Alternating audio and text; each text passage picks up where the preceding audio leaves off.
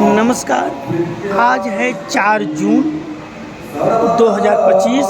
इस समय शाम के 6 बज रहे हैं। मैं इस समय मीरा रोड के इस्कॉन टेम्पल में हूँ। इसकी चूँकि इधर प्रवचन चल रहा है, इसलिए इसके बारे में मैं डिटेल नहीं बता सकता हूँ, लेकिन मैं थोड़ा दिखाने के बाद बाहर जाकर के इसके बारे में क्योंकि आवाज़ आ रही है। ये इस्कॉन टेम्पल है, आप देख सकते हैं।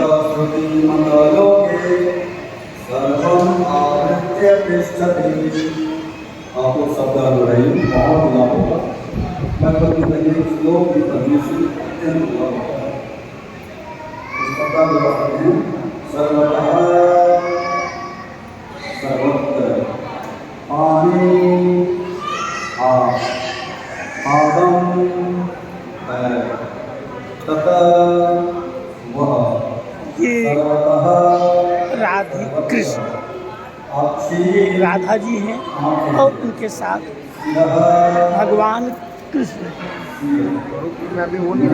और ये भी राधा कृष्ण ही हैं। इधर भी राधे कृष्ण, राधे, चूँकि ये भगवान कृष्ण को समर्पित है। और इधर जो है जगन्नाथ स्वामी का नाम सुना होगा, जो उड़ीसा के पुरी ज़िले में समुद्र के तट पर जो है। इसमें भगवान जगन्नाथ अपने भाई बलदेव, बलभद्र या बलराम जिसको बोलेंगे, और बहन सुभद्रा के साथ आप उनको भी देख सकते हैं।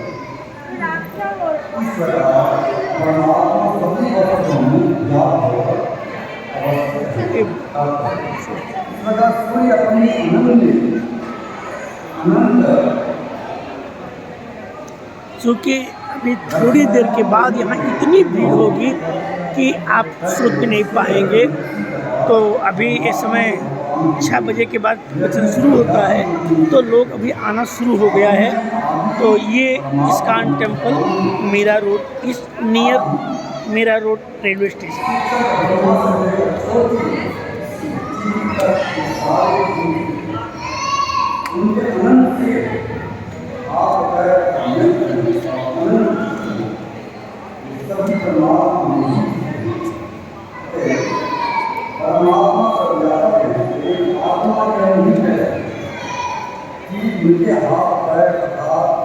चारों दिशाओं में है, यह संभव नहीं है यदि वह अज्ञान के कारण।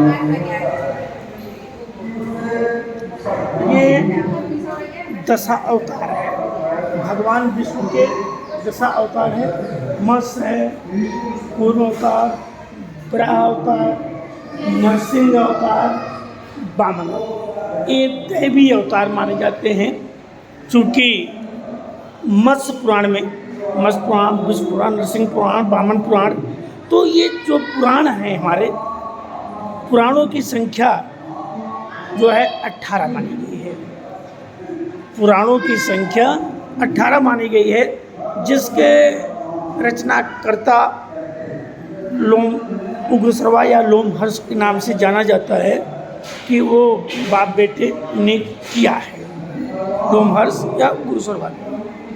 अब ये इस्कॉन की ये पे आ जाते हैं। इस्कॉन का मतलब होता है ISCON। इस्कॉन एक शॉर्ट रूप है। इसका ये मतलब होता है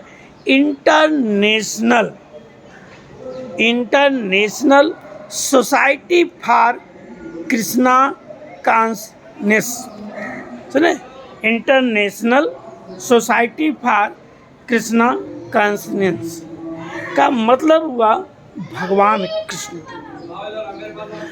कहा जाता है कि भक्त वेदांत स्वामी प्रभुपाद ने 13 जुलाई 1966 को न्यूयॉर्क सिटी में इसकी नींव रखी थी।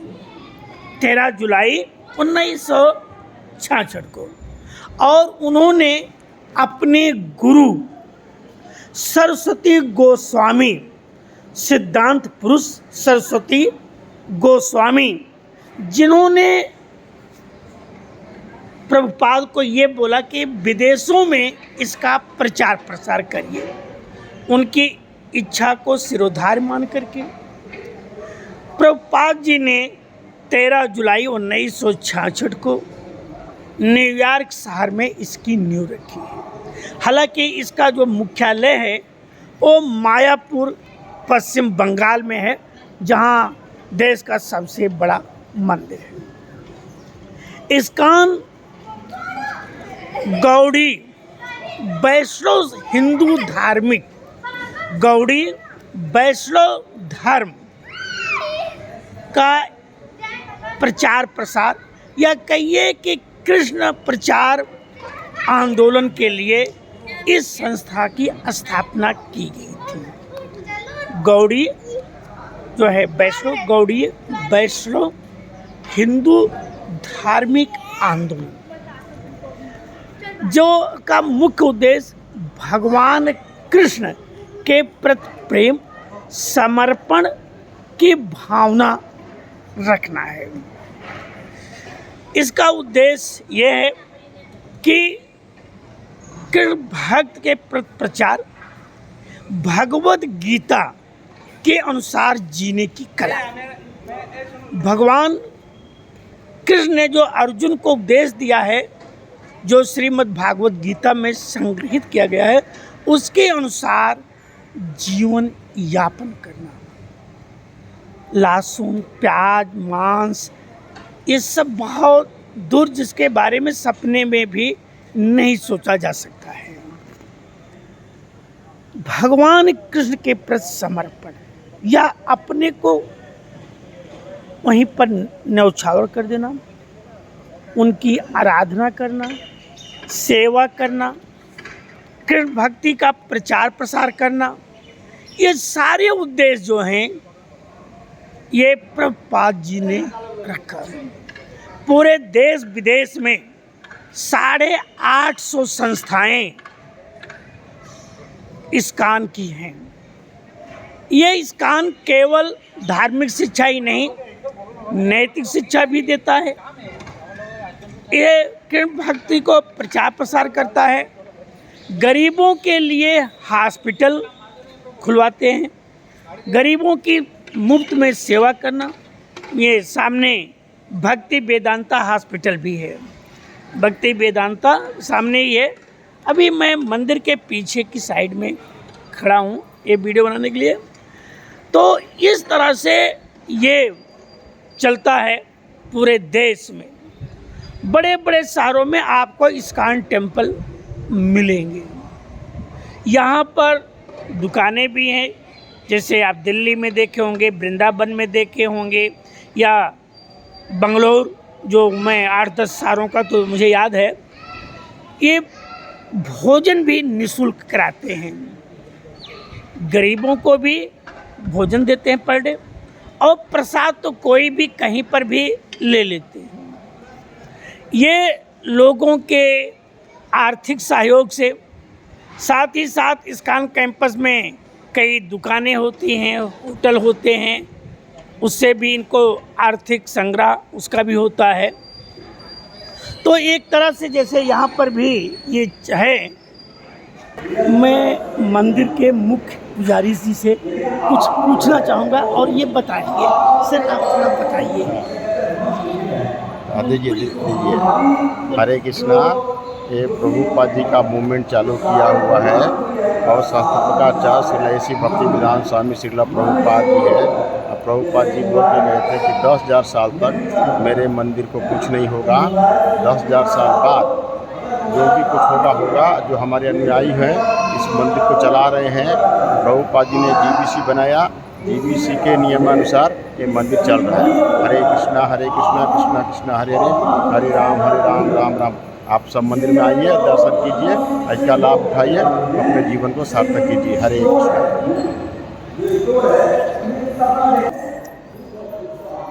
तो इस तरह से जो है इस्कॉन आज पूरी दुनिया में, और इसका प्रभाव क्या पड़ा है आप समझ सकते हैं। हमारे देश के लोग जहाँ विदेशी कल्चर को अपना रहे हैं, चाहे वो महिलाएं हों या पुरुष, आप बहुत सारे फटे हुए कपड़े यहाँ फैशन माना जाता है। चाहे वो जीन्स, आप लोगों ने देखा होगा किसी ज़माने में किसी के कपड़े फट जाते थे, शर्म मारा उसको पहनते नहीं थे, या फिर रफू करा लेते थे या सिलाई करवाते थे। लेकिन आज फटे हुए कपड़े लोगों ने फैशन बना लिया, क्योंकि पहले वेस्टर्न कल्चर में लोग नंगे घूमते थे, या समझ लीजिए कि ऐसे लगता था कि जैसे कपड़े की कोई खोज नहीं हुई थी। आज भारतीय जो अपने को एडवांस एजुकेटेड मान रहे हैं, अब उस कल्चर को अपना रहे हैं। लेकिन विदेश के लोग, यूरोप के लोग, चाहे वो रसिया हो, ब्रिटेन हो, फ्रांस हो, नीदरलैंड हो, लग्जमबर्ग हो, स्विट्ज़रलैंड हो, जितने भी यूरोपीय कंट्री हैं, आप उनको देखते होंगे जो इस्कान से जुड़े हुए होते हैं, वो महिलाएं साड़ी पहन रही हैं। आप भारत की महिलाएं साड़ी छोड़ रही हैं, अब वो साड़ी की जगह नए नए जो दुनिया के सीरियल और फिल्मों में दिखाए जा रहे हैं उसको पहनने के लिए उतर रहे हैं। लेकिन विदेशों की महिलाएं आप जब भी देखते होंगे, महिलाएं साड़ी और बिंदी, पुरुषों को धोती कुर्ता में आप देख पाएंगे, चाहे वो सफ़ेद कलर के कुर्ता धोती हो या फिर गेरुआ कलर के, आप जहाँ पर भी इस्कान करेंगे। और ये नहीं, उनके हाथों में माला भी रहती है, वो उसको जो है करते रहते हैं। गीता के अनुसार उनकी ज़िंदगी चलती रहती है। आप सोचिए, विदेशों की महिलाएं आज साड़ी पहन रही हैं। आप मथुरा वृंदावन की गलियों में चले जाइए, वहाँ पर झूमते हुए, नाचते हुए आपको बहुत सारे इस्कान से जुड़ी हुई यूरोपीय महिलाएं, कितनी तो ऐसी हैं जिन्होंने करोड़ों अरबों की प्रॉपर्टी को छोड़ करके वो भारत आई हैं। आप कल्पना करिए, आपके पास अगर लाख हो जाते हैं तो आपको इतना गर्व हो जाता है कि मेरा जैसा आदमी कोई है नहीं, या कोई बड़े पद पे हो जाते हैं तो घमंड हो जाता है। लेकिन करोड़ों अरबों की प्रॉपर्टी को छोड़ करके कितने लोग भारत की इस सनातन संस्कृति में जीना चाहते हैं। आपने भी सुना होगा रस खान का नाम, सैयद इब्राहिम, जिन्होंने कहा था, मानुष हो तो वही रस खान, बसो ब्रज गोकुल गाँव के। अब सोचिएगा कि रस खान जी एक मुस्लिम थे जिन्होंने भगवान कृष्ण की प्रति अपनी भक्ति को इतना कि वो मथुरा में ही रहे। यदि गाय हो तो उसी गाय का जन्म हो उनका, तो उसी गाय के बीच में हो। जमुना के तट पर हो जहाँ भगवान कृष्ण का वो दर्शन कर सके। ये भक्ति लीन होती है, क्योंकि इस दुनिया में इसके अलावा कुछ है ही नहीं। आप जितना भी कमाएं या सब यहीं छोड़ के जाते हैं, ये सब जानते हैं। जितना भी आप कमा के छोड़ जाएंगे, अरबों खरबों की प्रॉपर्टी, लास्ट में आपको 2 कुंटल लकड़ी या 6x2 की ज़मीन आपको नसीब होगी, या 6 फीट आप नीचे होंगे ज़मीन के, या फिर जो है 2 कुंटल लकड़ी के बाद आपकी पूरी शरीर 200 ग्राम में भी नप जाएगी। चाहे जितना घमंड हो, चाहे जितना करोड़पति अरबपति हो, अंत सबका एक जैसा होता है। जो लोग किसी को दुख दे करके पैसे कमाते हैं, रिश्वत लेते हैं, और उस रिश्वत में से जा करके आडंबर करते हैं, मंदिरों में चढ़ावा देते हैं, भगवान भी उनको माफ़ नहीं करता, क्योंकि वो चढ़ावा उनकी ईमानदारी की कमाई का नहीं होता है, वो उनकी बेईमानी की कमाई का होता है। और भगवान कभी उनको सुखी नहीं रखता है। चाहे वो गंगा नहाएं, चाहे वो सारे मंदिर घूमें, चाहे चारों तीर्थ करें, चाहे जितने भी जगह जाएं, भगवान रिश्वतखोर बेईमान को कभी माफ़ नहीं करता है। वो अगर ये सोच लें कि उनके पाप खत्म हो जाएंगे, खत्म नहीं होते हैं, क्योंकि भगवान भी उन्हीं के जो है पाप धुलता है कि जिनसे कोई गलती से पाप होती है, जो जानबूझ करके डेली रिश्वत ले रहे हैं, चोरी कर रहे हैं, बेईमानी कर रहे हैं, लूट खसोट कर रहे हैं, डकैती डाल रहे हैं, मिलावटखोरी कर रहे हैं, गंदा काम कर रहे हैं, नीचता का काम कर रहे हैं, उन्हें दुनिया की कोई भी ताकत नहीं माफ़ कर सकता, तो भगवान कहाँ से माफ़ करेगा।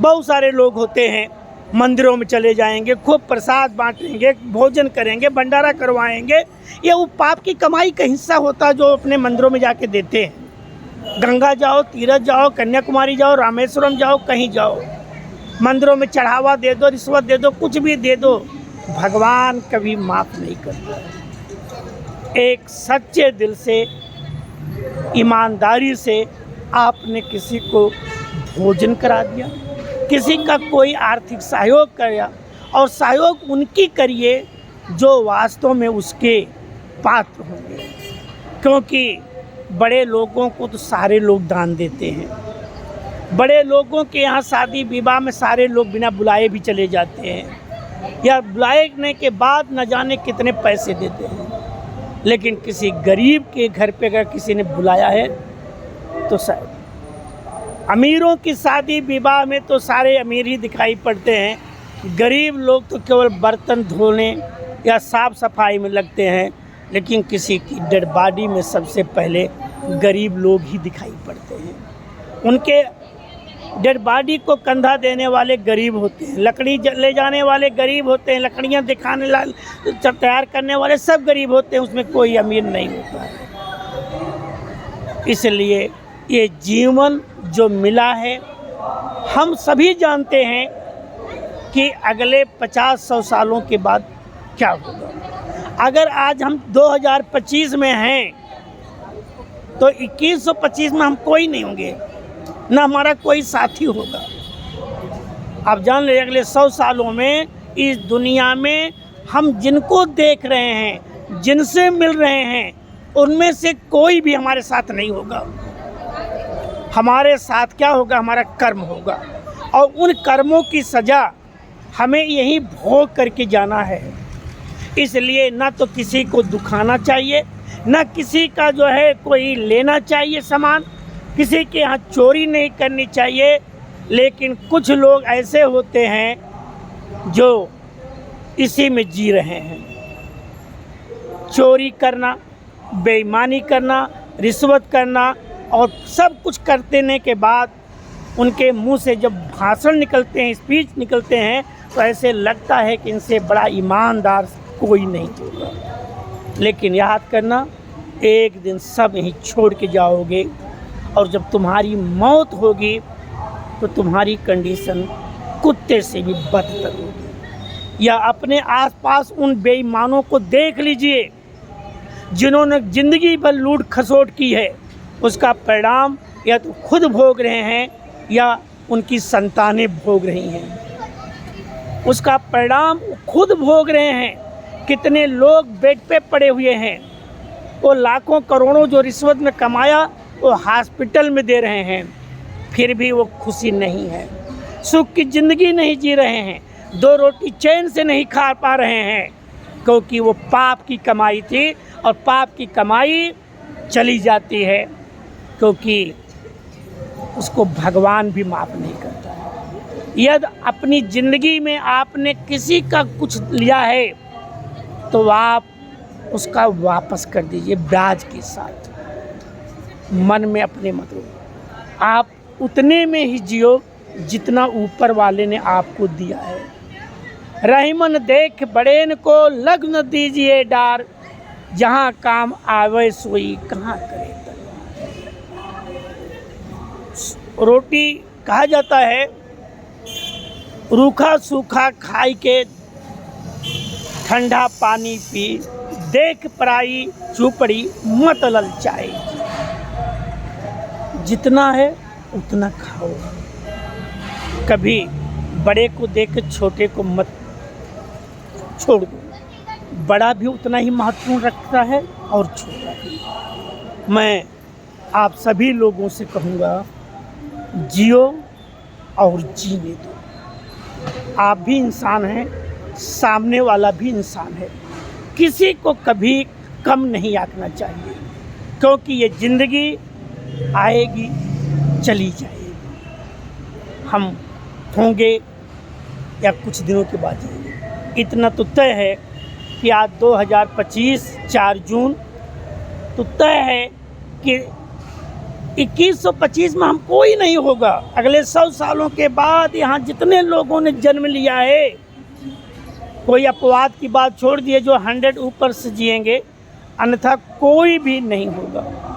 हमारी शरीर लकड़ी में राख बन चुकी होगी और या फिर किसी ज़मीन के 6 फीट नीचे सड़ रही होगी। आप सोचो, आपने कमाया क्या? आपको जो कमाना था, जिसके लिए आपको ऊपर वाले ने भेजा था, आपने वो कमाया कहाँ? वही कमाइए जिसके लिए आपका जन्म हुआ है। बेईमानी, छल, कपट, लूट खसोट, रिश्वत, ये सब कभी अपनी ज़िंदगी में मत करना, क्योंकि ये सब आपके साथ ही रहेगा और इसकी सज़ा आपको इसी जन्म में भोगनी होगी। याद कर लेना, इसी जन्म में। और आप नहीं भोगेंगे तो आपके बच्चे भोगें, आपके कर्मों का फल उनको मिलेगा। ये मत सोचिएगा कि बच्चों ने अपराध नहीं किया है, क्योंकि उस अपराध में बच्चे भी तो भागीदार हैं। वाल्मीकि को सुधरने का मौका मिल गया। वाल्मीकि लूट खसोट करके कमाई करके लाते थे। जब उनको साधु ने बोला कि जाके अपने घर पूछ के आइए, जो ये पाप कर रहे हो इसमें कोई उनके साथ भागीदार होगा, सबने मना कर दिया। वाल्मीकि जी को ज्ञान हुआ और जिन्होंने आदि महाकाव्य वाल्मीकि ने रामायण लिखा, उनको ज्ञान हुआ। और आप तो महान हैं। जितने पापी हो, अधर्मी हो, जो दुनिया को मार रहे हो, लूट खसोट कर रहे हो, सब भोग करके जाओगे।